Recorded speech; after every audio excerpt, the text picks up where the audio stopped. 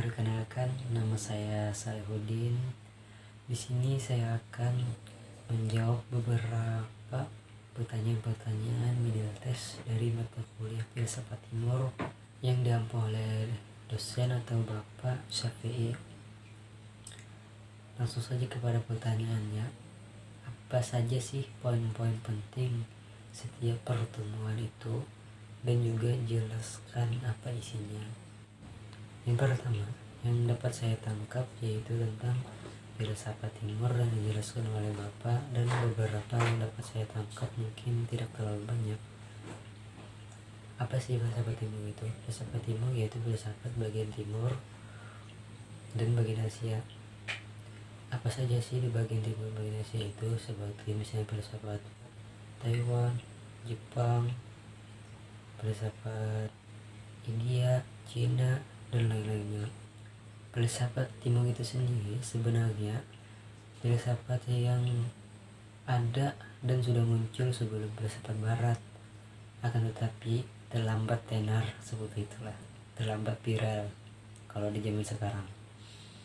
Ya, kemudian materi yang kedua yaitu makalah teman-teman dan juga sedikit penjelasan Bapak, yaitu tentang daripada filsafat Hindia atau filsafat Hindu periode Wade dan periode Wiracarita.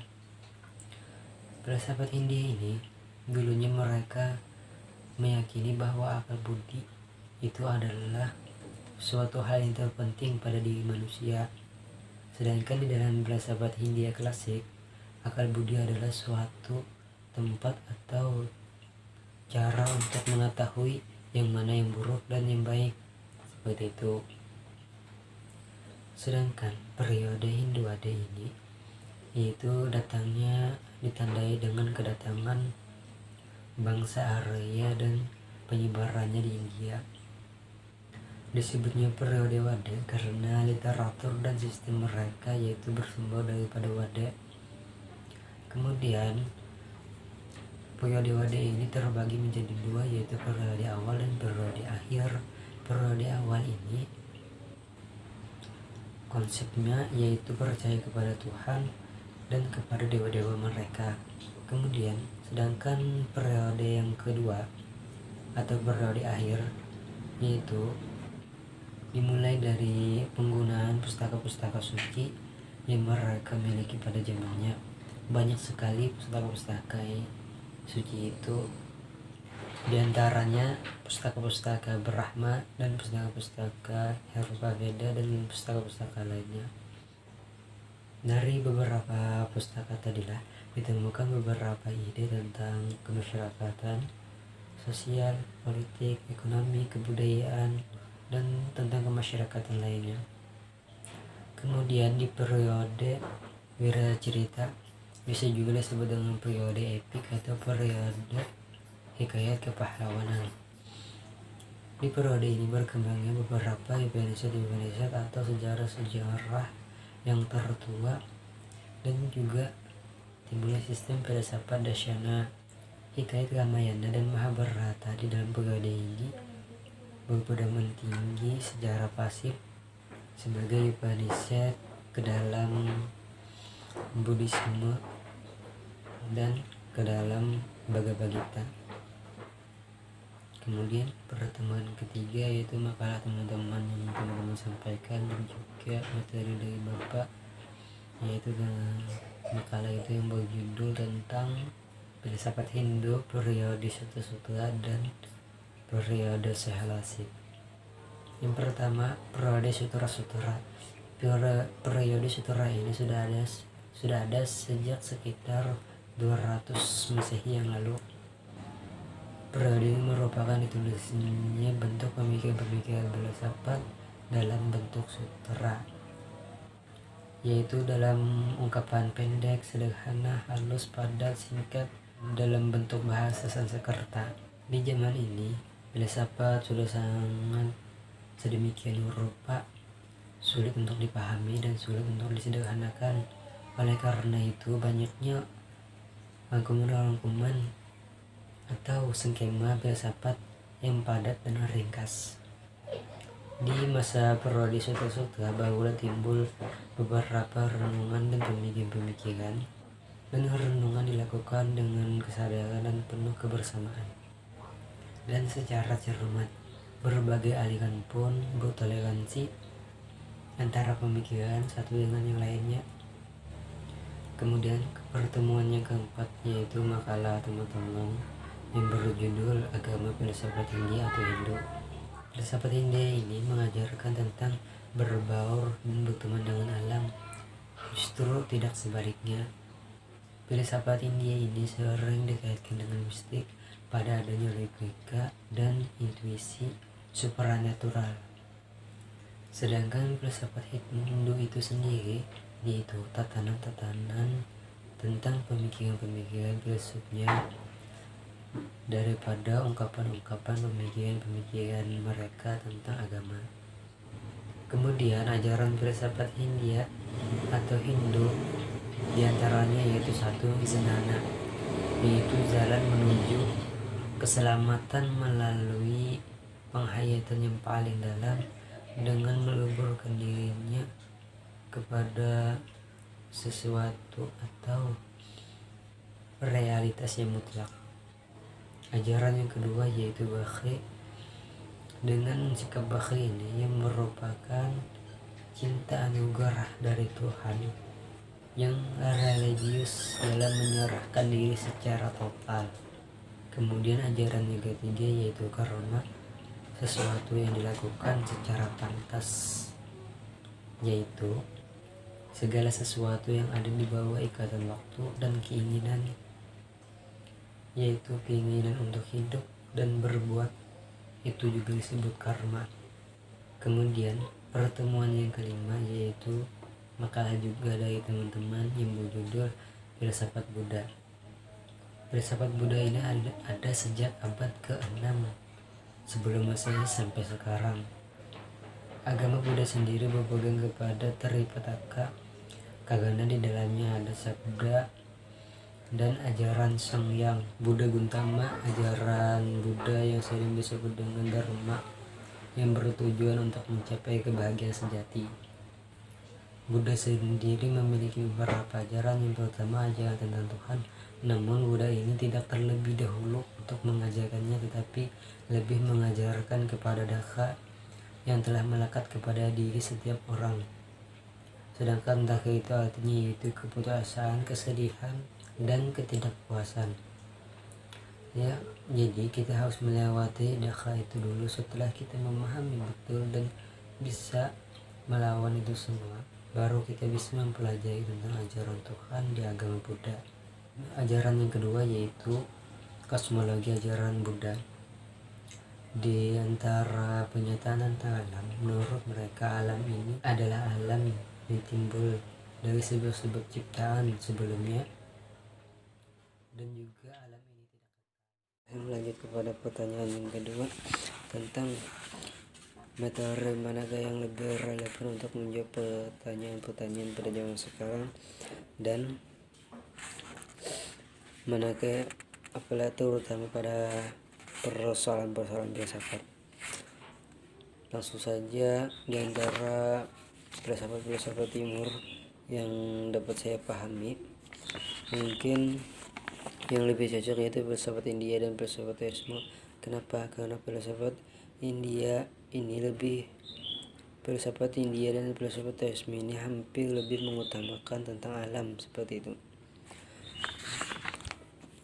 Seperti filsafat India misalnya, filsafat India itu lebih membaur dengan alam atau berteman dengan alam, jadi mudah sebagai para filosof untuk menenangkan dirinya apabila ada persoalan-persoalan dan mencari tahu alasan-alasan apa yang ada di fenomena-fenomena alam. Dan sedangkan teisme ini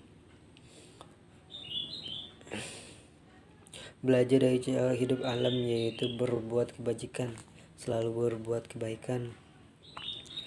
Menurut teisme, berbuat kebajikan seseorang memiliki keutamaan moral, dapat hidup bersama dan menghidupi sesama. Nah, teisme ini saling toleransi seperti itulah. Jadi apabila ada kita permasalahan dalam filsafat ataupun dalam urusan-urusan lain, dalam fenomena-fenomena alam, kita dapat bersaling bertanya, bertukar pikiran. Jadi mungkin yang lebih relevan dan lebih cocok di antara filsafat timur yang telah dipelajari itu mungkin filsafat India dengan filsafat teisme. Ya, langsung kepada pertanyaan yang ketiga. Ambillah sebuah kertas dan berilah 5 tanda titik. 1, 2, 3, 4, 5.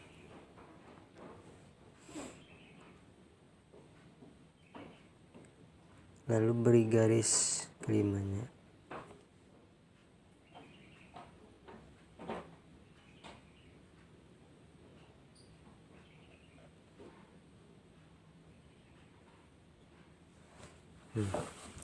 Maka seperti inilah yang saya bentuk. Kenapa saya membentuk seperti ini? Ya, ini anggap saja seperti pemimpin di dalam semua titik-titik bagian ujung ke ujungnya. Dan ini seperti filsafat teisme tadi, yaitu saling membantu atau hidup sesama dengan menghidupi yang lain, hidup sesama dan sesama-sama saling menghidupi seperti itu. Dan ini juga di dalam filsafat teisme ini kita ibaratkannya itu saling berteman. Dan juga di dalam filsafat India tadi, ini seperti berbaur dengan alam. Berbaur dengan alam yaitu berbaur dengan sekitar-sekitarnya, melihat fenomena-fenomena yang terjadi, tidak hanya murung sendiri seperti itu. Ini garisnya ini saling terhubung karena saling bantu-membantu, seperti